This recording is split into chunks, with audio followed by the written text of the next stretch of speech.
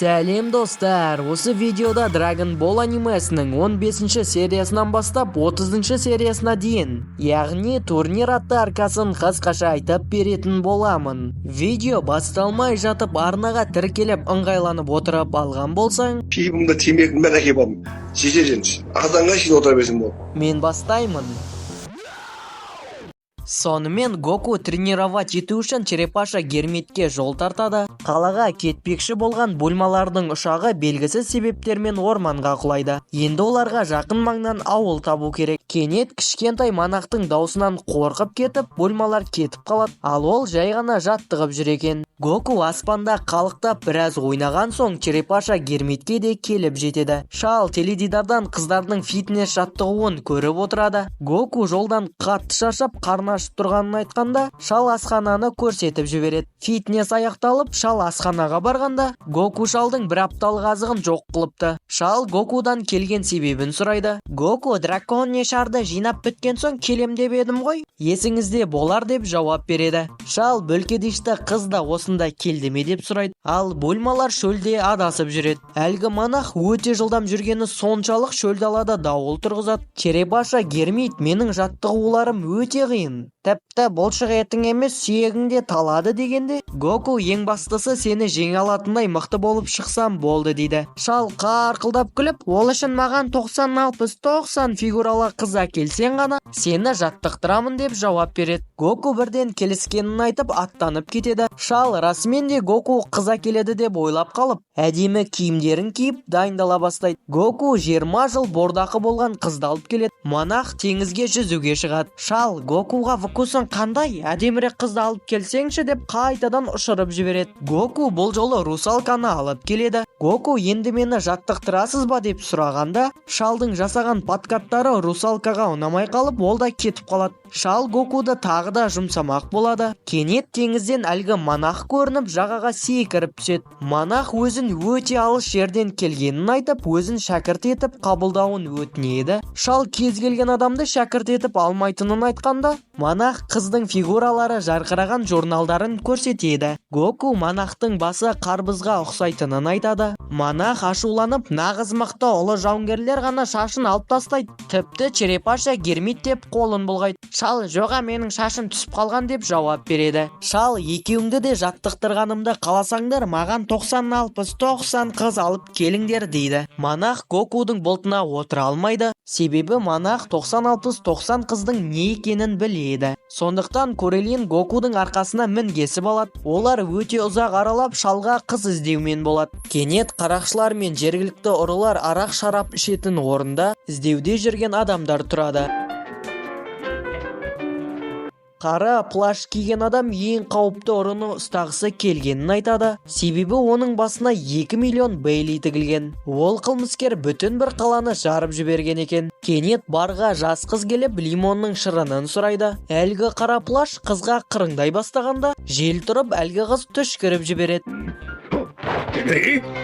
Аяқ астынан әлгі ең қауіпті қылмыскер атып шығып, барлық қарақшыларды айырып тастап, барды қиратып тонап кетеді. Монах қуғын босатып алып, қайта ұша жөнеледі. Әлгі ұры қыз жолаушылар пойызын күтіп тұрып, оны жарып жіберіп, рельстен шығарып жібереді. Әрімен пойызды тонап кетіп бара жатқанда, жүргізуші полицияға қоңырау шалып үлгереді. Полиция көлігі ланчтың артынан түседі. Ланч қуғыншылардың көлігін жарып тастап, екінші көліктен құтылуға әрекет жасайды. Кенет түшкіріп жіберіп, басқа қызға айналып кетіп, қолға түсіп қалады. Қыз өзінің еш нәрсе жасамағанын айтып, ақтала бастайды. Полиция жасаған қылмыстар үшін тұтқындалғанын айтады. Қыз көмек сұрап айғайлай бастайды. Кто-нибудь, помогите! Гокулар дауысты естіп көмекке кетеді. Полиция кішкентай балдарға күш көрсетпейтінін айтып, кетуін бұйырғанда, Гоку оларды айырып тастайды.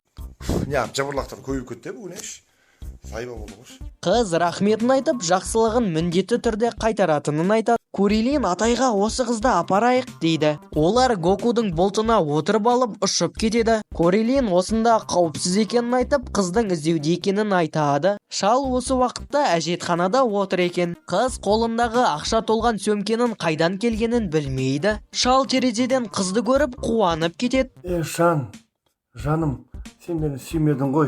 Шал Гокуларды қабылдаудан өткенін айтады. Бұдан кейін Гокулар да қуанады. Шал қызға өзін таныстырып, осы балаларды жауынгерлік өнерге үйретіп жүргенін айтады. Қыз немерелеріңіз өте мықты екен деп ол да рахметін айтады. Шал қызға да жауынгерлік өнерді үйрететінін айтып, қызды алдамақ болады. Барлығына форма таратып, шалдың айтуы бойынша бұл жауынгерлік мектептің арнайы формасы. Ұялмайсың ба деген десе?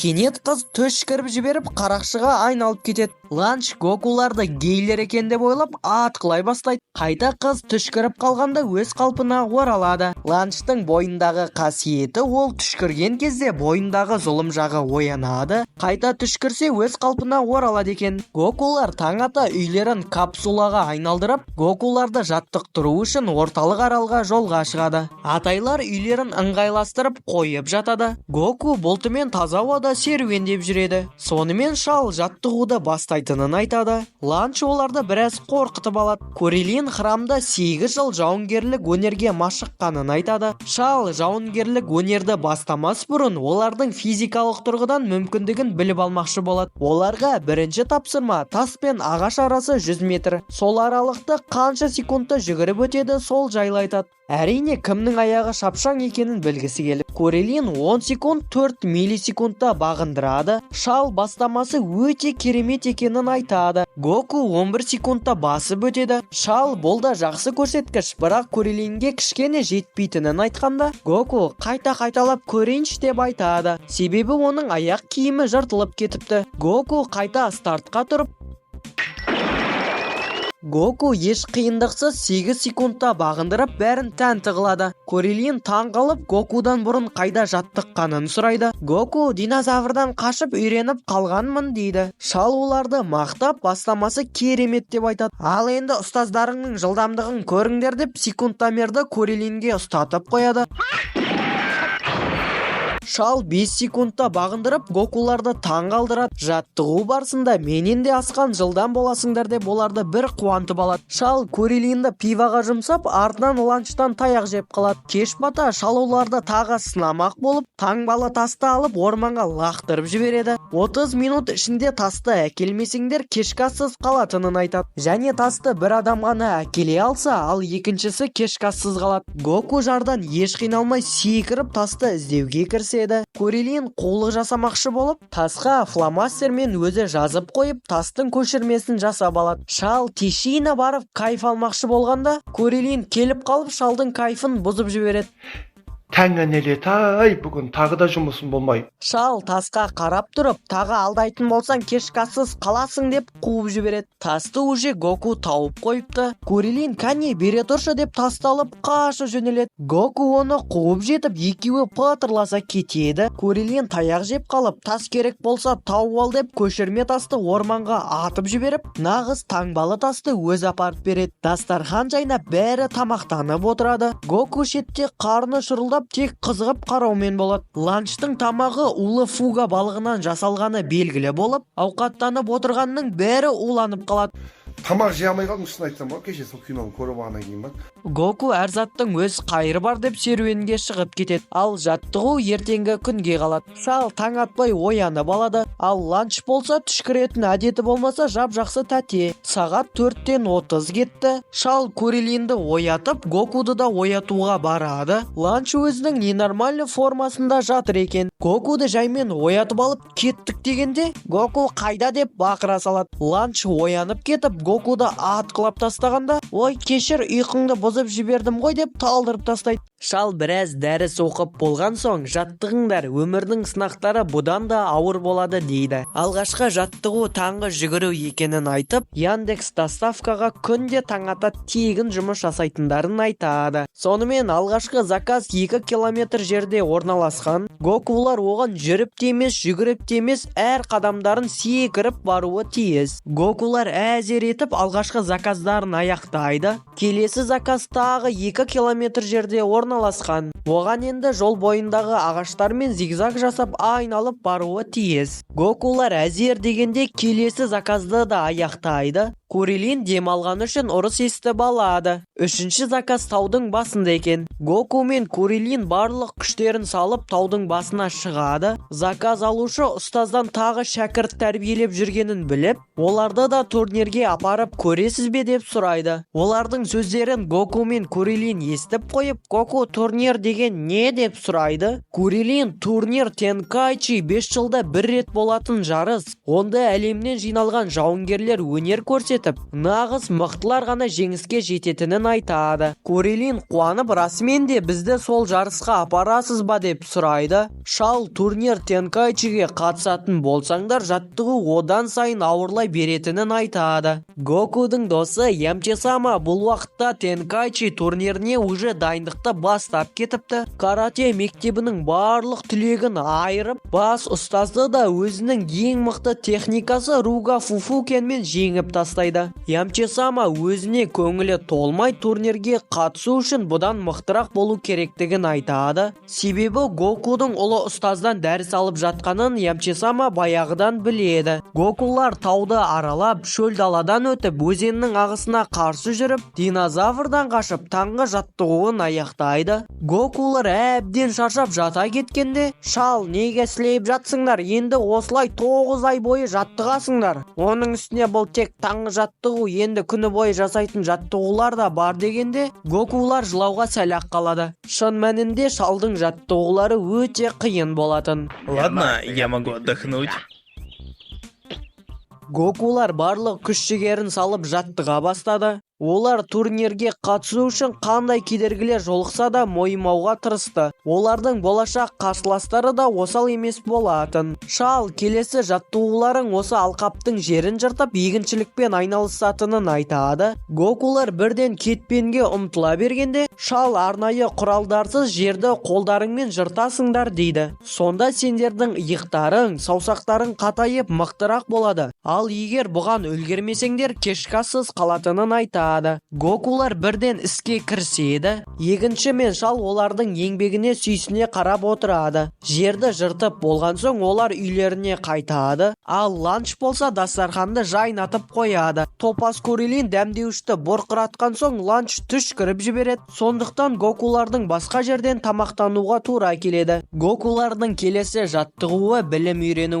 Жауынгер физикалық тұрғыдан мықты ғана болып қоймай, ол ақылды болу керек дейді. Олар енді күніне 2 сағат әліппені үйренеді. Ал түсте ешқандай жаттығу болмайды. Шал, жақсы қимылдаңдар, жақсы оқыңдар, жақсы тамақтаныңдар. Соған қарай жақсылап демалыңдар. Бұл менің мектебімнің алтын заңы дейді. Гокудың ішкі ойлары оған маза бермей, мен демалып жатырмын, ал қалғандары еңбек етіп жатыр деп ойлайды. Ал шын мәнінде бәрі олай емес еді. Сонымен келесі жаттығу басталады. Бұл жолы черепаша Гермит оларды құрылыс алаңына алып келеді. Адамға қара жұмыста жасау керек. Сонда бұлшық еттерің өседі, еңбегіңе қарай ақшаңды да аласың дейді. Құрылыс алаңының бастығы, мен мына екеуіне тіпті бір адамның да ақысын төлей алмаймын. Бұлар әлі бала ғой дейді. Черепаша Гермит, қорықпаңыз, бұл екеуі 5 адамның жұмысын атқара алады дейді. Гоку мен Курилин техникадан да асып түсіп, құрылысты жылдамдатып жібереді. Жұмыс атқарып жүріп, Курилинде естеліктер басталады. Короче, Курилин оқып жүрген храмда Курилин старшактардан үнемі қорлық көріп, мықтырақ болмаған үшін оларға бата алмаған. Бұл жолы Курилин еңбек етіп, олардың сазайын беру үшін мықтырақ болуы қажет. Шал, келесі жаттығуларың өзенде жүзу дейді. Гоку ашуланып, мұндай далбаса дүниелермен уақытты өткізбей бізге жауынгерлік өнерге үйретуін сұрайды. Сол сәтте шалды ашуланып, жауынгерлік өнерді үйрену үшін физикалық тұрғыдан мықты болуларың керек деп үлкен тасты қозғалтады. Гоку, ема, мен де олай жасай аламын ғой деп тасты ол да жылжытады. Шал, қателестім деп таумен бірдей тасты көрсетіп, осыны жылжыта алатындай мықты болуларың керек дейді. Негізінде шалдың өзі де бұл тасты қозғалта алмайтын еді. Гокулар енді түсінгенін айтып жаттығу жалғасады. Олар өзенге түсіп арғы жағаға жүзіп қайта оралуы керек. Ал өзенде акула болғандықтан, жағада динозавр болғандықтан оларға мүлдем оңай емес. Келесі жаттығуда шал оларды ағашқа байлап, жабайы аралардың ұясын бұзып кетеді. Бұл Гокулардың жылдамдығын арттыруға көмектеседі. Араға әбден таланып болған соң Гокулардың бір күндік жаттығуы аяқталады. Кешке жақын оларға салмағы 20 килограмм болатын арнайы сауыт кигізіледі. Енді олар алдағы 9 ай бойы осыны арқалап жүруі тиіс. Осылайша күндер артынан апта артынан айлар өте берді. Гоку мен Курилин жаттығуларға әбден пісіп, артқа бір қадамда жасамады.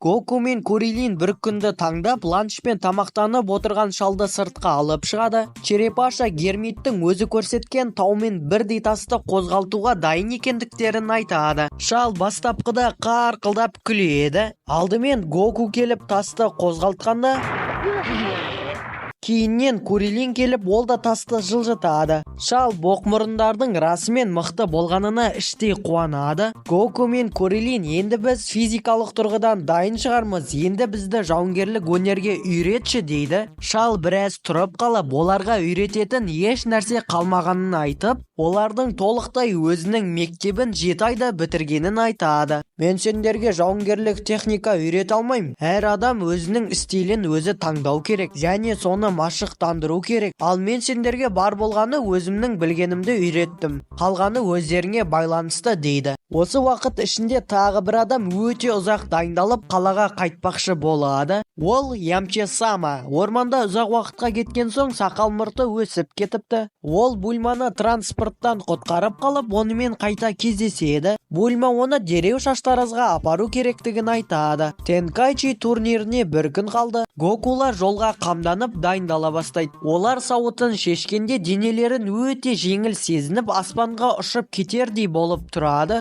Ланч оларға өте әдемі костюм сыйға тартады. Шал ұшаққа уақытында жету керектігін айтып, үйді ланчқа тапсырып, өздері жолға шығып кетеді. Алматының сұлулығына тамсанып, Гокулар турнир өтетін қалаға да келіп жетеді. Таксимен турнирге жазылу үшін келгенде, шал Гокуларды турнирге қатысушы ретінде жазып қояды. Ямче-сама Гокуды көріп қалып, онымен ақыры кездеседі. Гоку оны алғашында танымай қалып, прическаң өзгеріп красавчик боп кетіпсің ғой, братан, дейді. Және өзінің напарнигі Курилинді таныстырады. Гокулар Бульмалармен де көрісіп қуанады. Шал Бульманы көріп қуанып, өткендегідей бөлкедишті ойнатшы дейді. Бульма жоғал кәрғақпас деп ыстық чапалақ сыйлайды. Ямче-сама Гокуларға сәттілік тілеп, В прежних матчах мы будем противниками. таңата іріктеу кезеңі басталып, тек 8 жауынгер ғана іріктеуден өте алады екен. Шал оларға солардың қатарында болуларын керек деп демеп жібереді. Гокуларға арнайы униформа кигізіп, олар жөнеледі. Турнирдің қызығын көруге жиналған жұрт өте көп болатын. Бірақ турнир ережесі бойынша іріктеу кезеңінде шайқасты халық тамашалай алмайды. Топтан суырылып шыққан 8 адамның шайқасы жеке-жеке көрсетілетін болады. Қарсылас ойын алаңынан шығып кетсе жеңіліс, нокдаун алып 10 секундта аяққа тұрмаса тағы да жеңіліс. Және басты ереже қасақана өлтіруге тыйым салынады. Гоку мен Ямче-сама іріктеу кезеңінде бір топқа түспеді. Сондықтан олар қуанады. Себебі Ямче мен Гоку финалда шайқасқылары келеді. Сонымен алғашқы шайқасқа Гоку качок темірбекпен шығады. Жұрттың бәрі Гокуды тек келекетумен болады. Шайқас басталып, Гоку темірбектің ауынан сырғып өтіп, бір саусақпен оны аренадан шығарып тастайды. Жарысқа қатысушылар темірбек тепе-теңдігін сақтай алмай құлап қалды деп ойлайды. Ямче-сама расымен де Гокудың ерекше күшті екенін біледі. Келесі шайқасқа Курилинге қарсы өзі бірге оқыған мектептің старшактары екен. Ол Курилиннің намысына тиіп, шайқас басталғанда жылтыр басымен жер иіскейтінін айтып кетіп қалады. Гоку Курилиннің намысын оятып, ешкімнен қорықпай тек тек өз күшіңе сенуін айтады. Бульма Лонгқа балмұздақ алып беріп, жарысты тамашалауға кетеді. Курилин мен үлкен Старшак ортаға шығады. Шайқас басталған сәтте Курилин соққыдан жалтарып, Старшактың артына өтіп алып, аяғымен бір теуіп, әлгі тақырбасты жарыстан шығарып жібереді. Келесі шайқасқа Ямчи-сама мен Каратенің қара белбеуі шығады. Шайқас басталған сәтте Ямчи-сама Каратенің жағын салбыратып жібереді. Келесі шайқасқа Алиэкспресс Али мен Гоку шығып, Гоку оны айырып тастайды. Курилин мен Брус Ли шығып, Ли максималды түрде шабуылдап, Курилинді жеңдім деп ойлайды. Курилин қайта орнынан тұрғанда Ли қорқып беріле салады. Сонымен екінші турдың шайқасы басталып, осы шайқаста жеңгендер басты турға өтеді. Сонымен шайқасқа Ямчи-сама мен Көк бөрі шығады. Ямчи өзінің ең мықты техникасы Руга Фуфукенмен оны жеңіп алады. Ал Гокудың бірінші турға өту үшін келесі қарсыласы Кунг-фу ата болатын. Гоку оны еш қиналмай жеңіп тастайды. Курилин де кезекті жеңісіне жетіп, бірінші турға өтеді. Сонымен турнирдің ең негізгі бөлігі басталады. Келесі күні аренаға халық жинала бастады. Іріктеуден өткен 8 жауынгерлер Будда Наму, Монстр Тиран, Сасық Бактариан, Ямчи-сама, Курилин, Сон Гоку, Лан Фан, соңғысы Джеки Чун. Сонымен алғашқы шайқас Курилинге қарсы Бактариан түседі. Екінші шайқасқа Джеки Чунға қарсы Ямчи. Үшінші шайқасқа Лан Фан мен Наму. Төртінші шайқас Сон Гоку Тиранға қарсы шығады. Курилин мен Бактарианның шайқасы басталады. Курилин алғашында соққыдан жалтарып жүреді. Кейіннен Дьюдің бір ғасыр жуылмаған аузы атты техникасына түсіп қалып, А еще...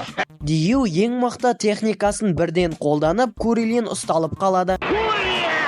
Гокудың қолдауынан кейін Курилин қылқындыру әдісінен шығып кетеді, бірақ бұрышқа тіреліп қалады. Курилин жабайының ауынан өтпекші болады, бірақ Дьюдің жамбасымен сүйісіп нокдаунға түсіп қалады. Гоку мұнда тек жеңіс үшін келгенін айтып, жігер берген соң қайта орнынан тұрып, мощны аяқпен соққы жіберіп, шайқасты аяқтап, қорлаған үшін өз есесінде алып алады. Келесі шайқасқа Наму мен Лан Фан шығуы керек. Намуда естеліктер басталып, Тенкачи турнирына не үшін келгенін көрсетеді. Намудың ауылында құрғақшылық басталып, егіндері күйіп кетіп, азып тозған әлсіреген ауылдастарының бар үміті Наму арқалап келеді. Сондықтан оған бүгін жеңіске жетуі тиіс. Наму қайта-қайта уайымдап, ауыл адамдарының сөздері оның ойын мазалай бастайды. Бұл уақытта Джеки Чунға қарсы Ямчи-сама шығады. Шайқас басталған сәтте Ямчи-сама бар күшімен соққылай бастайды. Джеки Чун тек қана соққыларды өткізумен болады. Ямчи-сама бұлай жалғаса бергені өзін шаршатып тастайтынын біліп, ең мықты стойкасына тұрып, Руга Фуфукенмен соққы жібереді. Шал еш қиналмай ол техникадан жалтарып қалады. Гокулар мен халық Джеки Чунның жай адам емес екенін бірден түсінеді. Шал, сен әлі менің деңгейімде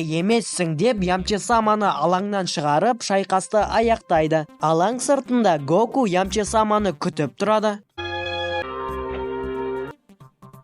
Ямчи мен Джеки алаңнан бірге шығып келе жатып, Ямчи өзінің техникасы түкке тұрмайтынын айтып, өзін түсіре бастайды. Джеки оның әлі жас екенін айтып, болашақта үлкен биікті бағындыратынын айтады. Үшінші шайқас басталып, алаңға Наму мен Лан Фан шақырылады. Джеки Намудың ішкі жан дүниесіне үңіліп, оның ойын оқып қояды. Оның өзіне деген сенімділігі оны жеңіске жеткізетінін айтады. Шайқас басталып, Лан Фан соққыларды жаудыра бастайды. Наму соққы жібермек болғанда Лан қолын ұстап алып отыра қалады. Бірақ бұл айла болып шығып, қыз ең мықты техникасымен Нежданчик Бэйби деген соққы жібереді. Наму біраз есеңгіреп қалып, қайта тіресе бастайды. Қыз жеңіс менің ұятымнан артық деп киімдерін шешіп тастайды. Сонда Наму қызға қарай алмай, енді оны ұруға мүлдем қолы бармай қалып, жарыстан жеңіле жаздайды. Наму көзін жұмып, ауылы өзін күтіп тұрғанын есіне түсіріп, Уменді талдырып тастап, шайқасты аяқтайды.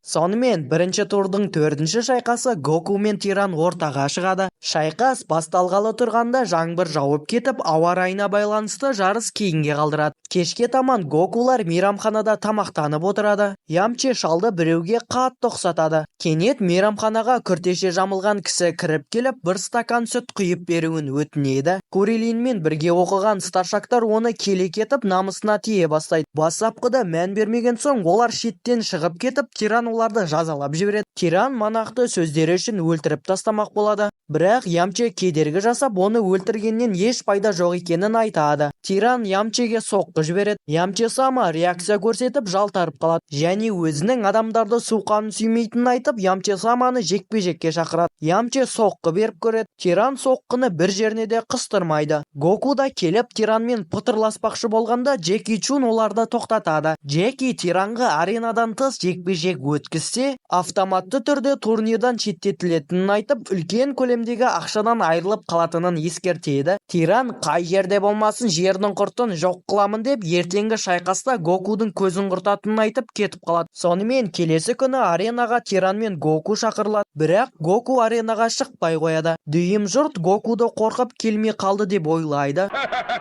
Бірақ ол жарысты күтемін деп ұйықтап кетіпті. Сонымен Гоку да келіп шайқас басталады. Тиран Гокуды қабырғаға жабыстырып жіберіп жеңгенін айтқан сәтте, Гоку аяқтан тұрып Тиранның тұмсығын бұзып жіберіп аренадан лақтырып жібереді. Тиран айдаһар болған соң аренаға ұшып келеді және өзінің резеңкелі техникасын қолданып Гокуды аренадан лақтырып жібереді. Бірақ Гоку болтына отырып алып жарыстан шығып кете жаздайды. Гоку арнайы құралдар қолданған үшін келесіде тағы да қолданатын болса жарыстан ұшатынын айтады. Жауынгер тек өз бойындағы ғана қабілетін қолдануы тиіс екен. Тиран тағы да резеңкелі техникасын қолданып Гокуды аренадан шығарып жібермекші болады. Кенет Гокудан құйрық қайта өсіп шығып, ең мықты резеңкелі техниканы да бұзып шығады. Гоку өзінің нағыз формасына келгенін айтып, шайқас енді басталды дегенде, Тиран жеңілгенін мойындайды. Тиран егер шайқасты жалғастыратын болса, ол жерден тірі шықпауы мүмкін. Сонымен Гоку, Курилин, Наму, Джеки Чун турнирдің 1/4 кезеңіне өтті. Сахнада сұхбат алмасу болып жатып, Гокулар ұстазы Черепаша Гермит екенін айтып, дүйім жұртты таң қалдырып алады. Ямче Джеки Чунды сұрақтың астына алып, оны Черепаша Гермиттің өз екенін айтып мойындауын сұрайды. Шал жай ғана ұқсайтын шығармыз деп сахнаға кетіп қалады. 1/4 кезеңінің алғашқы шайқасы Курилин мен Джеки Чун арасында болады. Жеңіске жеткен финалға жолдама алады. Курилин тамаша соққылармен шапшаңдық көрсетіп шеберлігін көрсете бастайды. Джеки жай ғана соққыларды өткізіп тұрып, жауапты соққысымен Курилинді қабырғаға жабыстырып жібереді. Гоку оны жалынды сөздерімен демеп Курилинді оятады. Курилин мен Джеки Чун екі жақтан жүгіріп келіп, жарық жылдамдығымен бірдей соққы алмасады. Сол сәтте Курилин құлап қалады. Дүйім жұрт не болғанын көріп үлгермегенін айтып, түсіндіріп беруін сұрайды. Шайқас тоқтатылып, Джеки мен Курилин ерінбей бәрін басынан аяғына дейін түсіндіріп береді. Екеуміз бетпе-бет келіп қалдық, бір-бірімізге қарай ұмтылып. Мен аяқпен соққы жасадым. Мен еңкейіп соққыны өткізіп, шалдың бетін көгертпек болдым. Бірақ мына кәр қақбас қолыма түкіріп бастап, мен қолымды тигізуге жеркендім. Аха, сол сәтте оның беті ашылып қалды. Содан кейін бетіне чапалақ кигізбекші болдым. Бірақ оның көздері мені жеп қоярдай болып ұра алмадым. Сосын екеуміз сулейфа ойнауды шешіп, ол қағаз мен қайшы көрсеттім. Ол жеңіліп қалды. Сосын мен оның желкесіне теуіп, осында секіріп келіп қондым. Ал мен болсам соққыдан ұшып кетіп, сальто ойналып, осында қондым. Соққының ауырлығы сол сәтте сезіліп, талып қалдым дейді. Және осының бәрі 1 секундта болғанын айтып, бәрін таңғалдырып, шайқас әрімен жалғасады. Курилин іш киім лақтырып, шалдың ойын бұзып жіберіп, аренадан бір теуіп ұшырып жібереді. Шалды бәрі жеңілдекен деп ойлап қалады. Бірақ Джеки Чун Камекамеха деген техникасын қолданып, жарыс алаңына қайтап келеді. Ямченің енді Джеки Чунның Черепаша Гермит екеніне ешқандай күдігі қалмады. Себебі Камекамеха деген техниканы Гермит қана қолдана алады екен. Шал Курилинді Минатоның техникасымен айырып тастап, шайқасты аяқтайды. Курилин повержен. Шайқас біткен соң Ямче шалды Гокулардың алдында масқара етпек болып, шалдың паригін тартқылап жібереді. Супер клейдің арқасында шалдың маскасы шешілмей қалады. 1/4 финалдың екінші шайқасына Наму мен Гоку алаңға шақырылады. Наму Гокудың мықтырақ болғанына қарамастан, бұл жеңіс ауылды қырғыннан аман алып қаларын біледі. Шайқас басталған сәтте олар керемет шабуылдар көрсетіп, жақсы қарсыласа бастайды. Гоку өз техникасына бас айналып қалып, Намуды жеңіп қоя жаздайды. Және Наму өз күшін максималды түрде қолдануды шешіп, шешіп әуеден соққы жасамақшы болады. Ол Гокуды жақсы пацан ретінде таниды. Сондықтан оған осы соққыдан кейін міндетті түрде кешірім сұрайым деп ойлайды. Бірақ ең ауыр деген техниканың өзі Гокуды жер жастандыра алмайды. Гоку қайта аяққа тұрады. Наму қайтадан аспанға көтеріліп, дәл осылай тағы қайталасам, Гоку расымен жеңіледі деп ойлайды. Гоку ең мықты адам бір жасаған қателікті екінші рет қайталауы одан өткен қателік екенін айтып, Намудың техникасын өзіне қарсы қолданбақшы болады. Олар әуеде соққы алмасып, екеуі бірдей жерге құлдилайды. Гоку бірінші жерге қонып үлгеріп, ұшып келе жатқан Намуды күтіп алып, аяқпен оңтайлы соққы жасап жеңіске жетеді. Финал!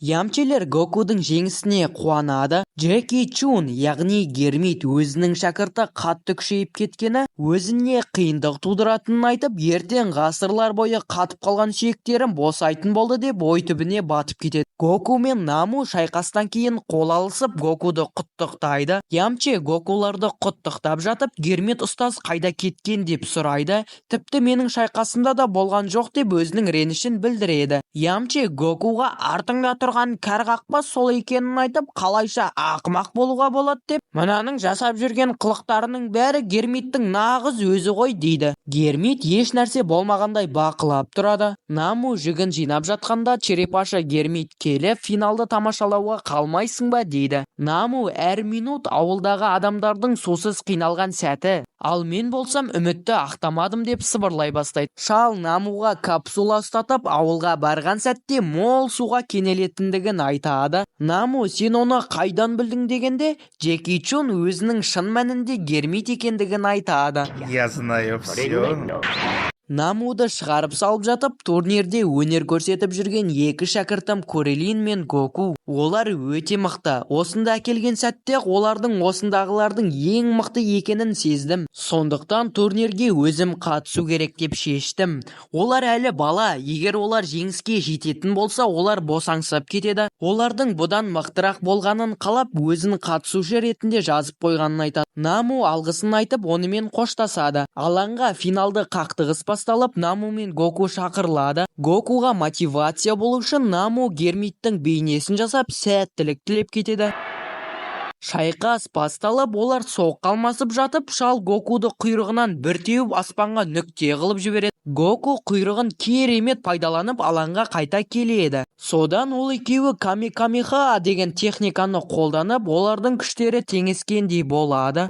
Көрермендер кішкене балаға қолдау көрсетіп, Гокуға рух беріп тұрады. Ал бұл Гермитке мүлдем ұнамайды. Гермит Занзокенді қолданып, жарық жылдамдығымен 3 жерге телепат жасап, Гокуды қабырғамен сүйістіреді. Дәл осылай Гоку төртеулік Занзокенді қолданып, Гермиттен асып түсіп, Гермит плотна таяқ жеп қалады. Гермит алқаштың техникасын қолданады. Себебі мас адамдарда концентрация қалыпты болмайды. Сондықтан одан кез келген соққыны күтуге болады. Гоку алғашында таяқ жей бастап, кейіннен Гоку жабайы маймылдың стиліне тұрып алып, Гермиттің быт-жытын шығарып, одан тағы да асып түседі. Гермит гипноз қолданып, Гокуды ақыл есінен айырып, талдырып тастайды. Сонымен санау жүйесі басталып, 10 секундта Гоку аяққа тұрмаса жеңіліс табады. Бульма, жеңіп шықсаң ресторанға апарамын дегенде, Гоку тамақты ойлап атып тұрады. Гермиттің шатыры тайып, бұл енді адам баласы емес деп әлін білмеген әлек екенін айтып, жағымсыз энергия бөле бастайды. Зұлымдық шақыратын энергия Гокудың тағылық түйсігін оятып, ол сол сәтте жыртқыш алып маймылға айналады.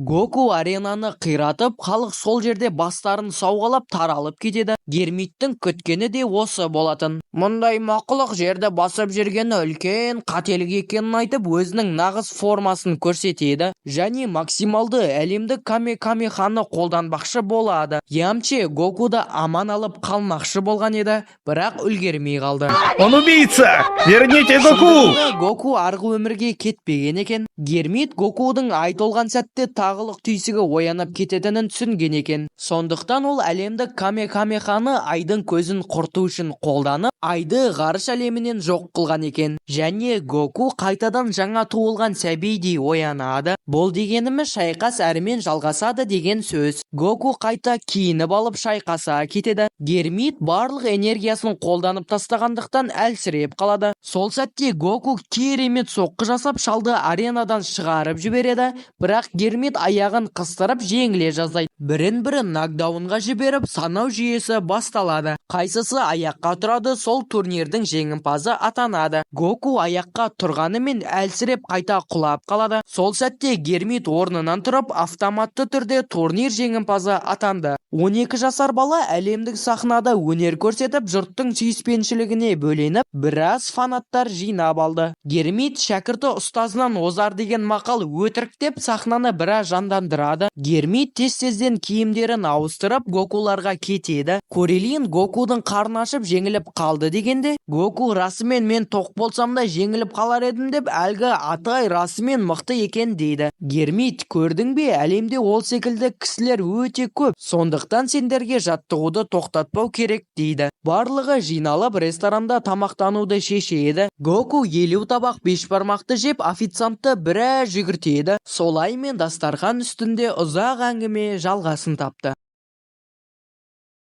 Осылайша Dragon Ball анимасының 15-ші сериясынан бастап 30-ші сериясына дейін, яғни турнир атты аркасын қысқаша аяқтайтын боламын. Видео ұнаған болса, арнаға тіркеліп лайк басып кетулеріңізді сұраймын, және міндетті түрде комментарийға өз пікірлеріңізді қалдыруды ұмытпаңыздар. Ал енді келесі видеоға дейін көріскенше күн жақсы.